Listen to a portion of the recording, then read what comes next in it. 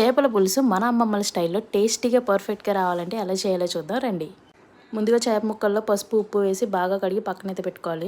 ఇప్పుడు వాటికి పులుసుకు సరిపడా ఉప్పు కారం మొత్తం వేసి బాగా పట్టించి ఒక అరగంట అయితే పక్కన పెట్టాలి.